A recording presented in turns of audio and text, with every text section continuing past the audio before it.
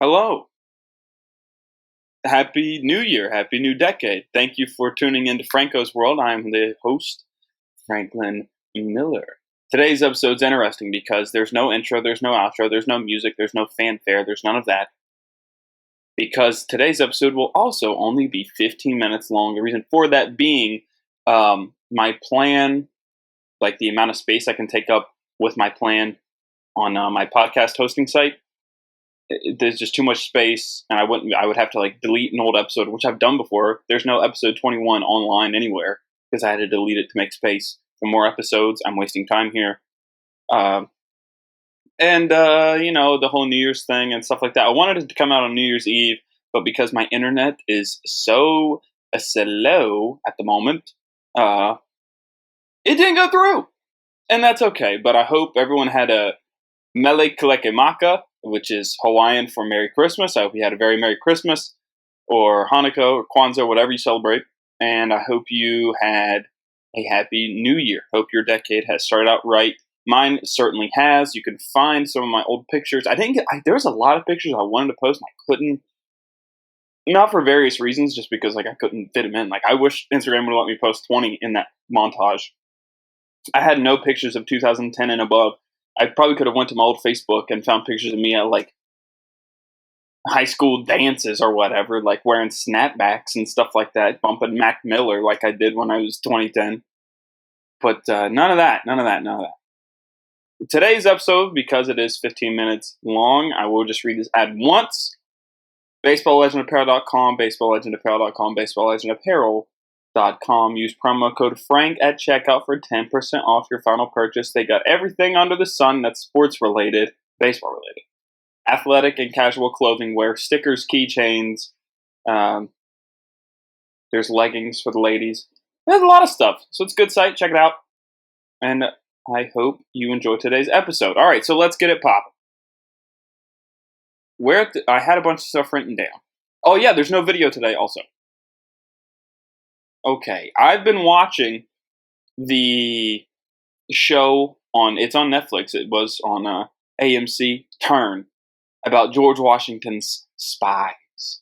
I've been wanting to sink my teeth into some sort of like British colony thing. I like the American Revolution. I think that's an interesting time in history.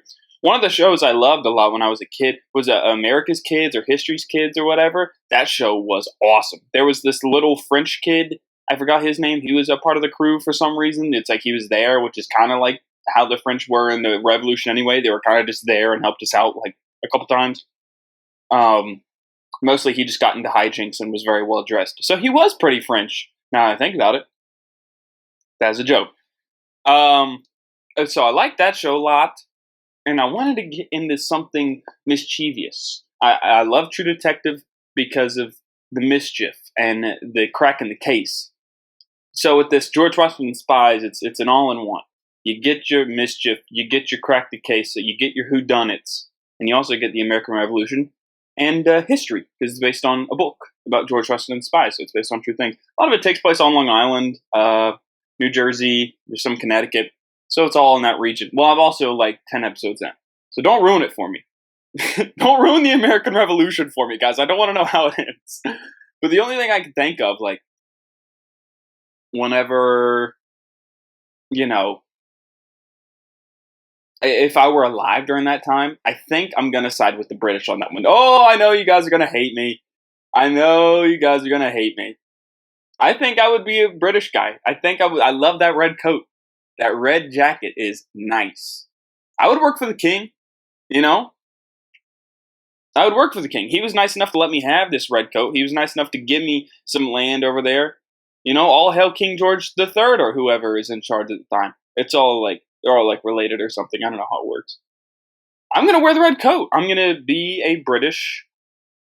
Yeah. And if you look back on history, a lot of it, there was a lot of people that were in the States that were like, we're not really getting treated that bad if we're being honest. But the American Revolution, those patriots, shout out the Patriots. They're like, nah, this is the way it needs to go, guy. Okay, whatever. They're just going to do it that way. Let's see what else we got. We've already talked about that on the last episode. Okay.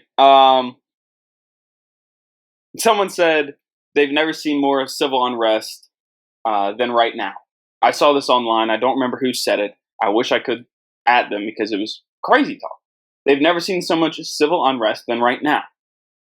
And I wanted to say, like, you do realize, like, there was a time in the 1700s. Here I am. Okay, so this is probably some joke I thought of whenever I was watching the Turn Show. There was a time in like the 1700s where you could just set up a time to shoot at each other. I've never seen so much civil unrest in the world. Yeah, in the 1700s, it's like, well, your wife's hot and I kind of want to be with her. Let's challenge you to a duel at noon. If you had a hot wife in the 1700s, British people would just take you prisoner and then say you died. General Jameson Cambridge, he would be like, "Oh, we're so sorry for your loss of your husband. You need someone to look after this field. Perhaps I could be of service." Trying to be all smart and charming. But you could just shoot at each other. And I think in the rule of duels, if you missed, you got to shoot again. And if you didn't like the guy, you were allowed to turn to your side, so he had like less of a wide target to shoot at. Like you're like, oh man, this guy's a jerk, man. He doesn't even deserve the honor. It's a very honorable act, the art of the duel. Very honorable. And if you don't face him face on, you could turn to the side and be like, this guy's not even worth I don't want to look at him. He is unworthy of my eyes. I'm just on this kick about the old thing, and my mom loves Downton Abbey. We watched all the old British comedies growing up. I think a lot of my family hails from Bristol, England, which is the western part near Wales. However, my favorite soccer team is far on the east, in East Anglia. It's in Norwich, England, and there's only one highway to get in there. It's very much like the West Virginia of England. Nobody goes out there. There's one highway. It's country. That's kind of why I cheer for them. And they're a tiny club. If you cheer, okay, so let's get into this. Now I'm mad. If you are an American and you cheer for EPL teams, and this is going to make a lot of people mad, and I need to make some sort of controversial thing to get some notoriety. So here it is. If you picked an EPL team, an English Premier League soccer team, and you picked one of the top 3 teams or whatever, top 5 teams, whatever it is, or teams that are constantly in the Champions League, or teams that are fighting for a championship in the EPL year in, year out. Okay, fighting for a title. If you're an American and you picked one of those teams, you are soft. You are the softest, spineless person I've ever met in my life. Have a backbone, have a sense of pride. Find a reason to cheer for a team other than, well, they're good, I want to cheer for them. Create some sort of connection. Maybe you played with them in FIFA one time, and look, they're good out of nowhere. I can't tell you, I've been laughed at multiple times by saying, I like Norwich. Because I live in the States, somebody be like, well, who do you support? I'm like, oh, I like Norwich. They're a tiny club, a local owner. She's like the Martha Stewart of England. It's a pretty cool story. They're way out there. And they're like, oh, well, I like Man City. You're an idiot. Oh, I'm the idiot. You picked one of the best teams in the world. Soft, dude. Soft. I'll die on that hill, straight up. Oh, wow, you have to watch games in the championship. Yeah, well, they play more games, so more opportunity to watch my team. Norwich is in the Premier League right now, and they're in last place, and they're getting screwed because of VAR. Video assistant refereeing, whatever it is, it's ruining the game, and I hate it. They've been cost 6 points because of calls, right or wrong. Some of them were right, some of them were wrong. It doesn't matter. Either way, if this video assistant wasn't there, Norwich would have 6 more points in the standings than they do now, which means they might not get relegated.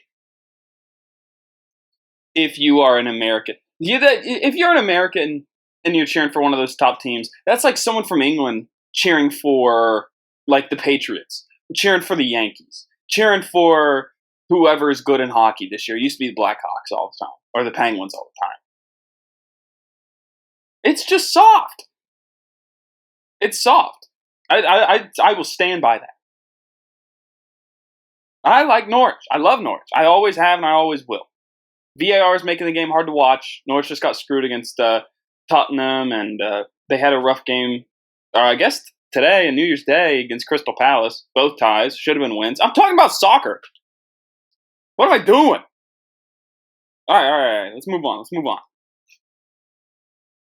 So here's the deal. 21, this was last week when I heard this stat. This is a true fact.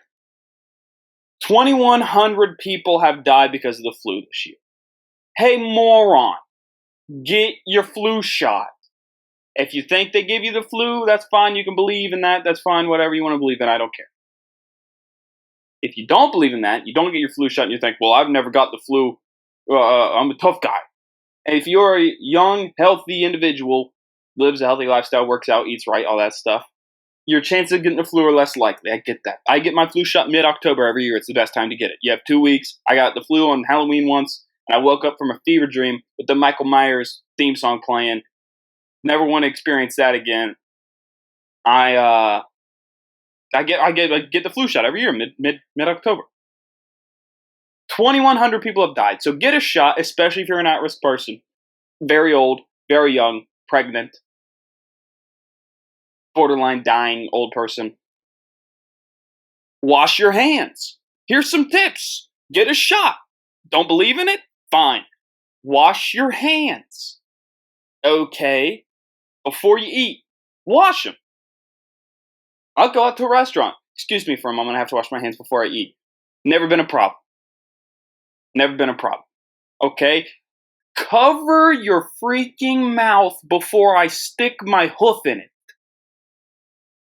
I hate it when people are just open mouth coughing in public. That's a criminal offense.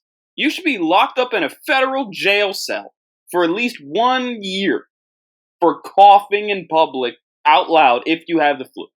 Even if you don't have the flu, you can still spread anything like that, okay? If you are sick, stay at home. Okay, that's it. If you're sick, stay at home. I understand. Okay, next part, and then I'll go back to that. Stay out of crowds. Okay, stay out of crowded areas if you have the flu. If you're sick. If you're sick, stay at home, okay? No one is awarding your toughness here. There's no Jordan flu game for accountants. I promise. Oh, Teddy finished all his spreadsheets while fighting the flu. That'll definitely come up at contract time. No one's making a podcast and talking about you, Teddy. Except me right now. No one's like, oh, that one time that he came in and worked for us whenever he had the flu. If he hadn't done those spreadsheets, we'd have been up the creek without a paddle. Oh. You're not playing hero ball, guy. And I understand maybe you use all your sick days. I understand it's a capitalistic society. I understand these things. Maybe you use all your sick days. Maybe you need the money really bad because rent has gone up, but the price of minimum wage hasn't gone up because that makes sense. I get it. Okay? I get it. It doesn't matter. It's an illusion that we can all get rich. It doesn't matter. If you're sick, stay at home. Wash your hands. All that stuff. And another thing, Pete Frates died, may he rest in peace, the man who created the Ice Bucket Challenge, ALS Ice Bucket Challenge and all that. Hero.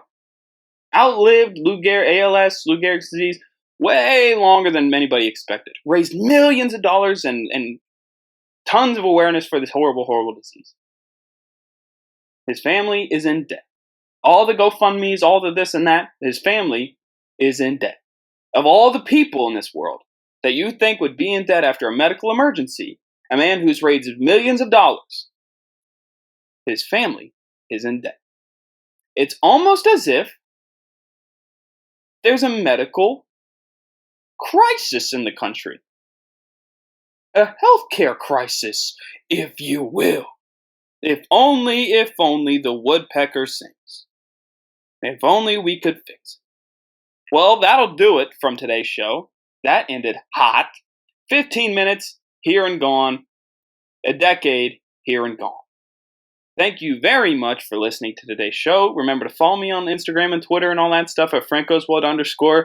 In the meantime, you keep taking care of yourself and keep all those questions coming. The questions will be answered on next week's show. I promise. And thank you very much for listening. I will see you when I see you. And I hope you, yes, you especially, have a great year. Oh, I switched it up on you.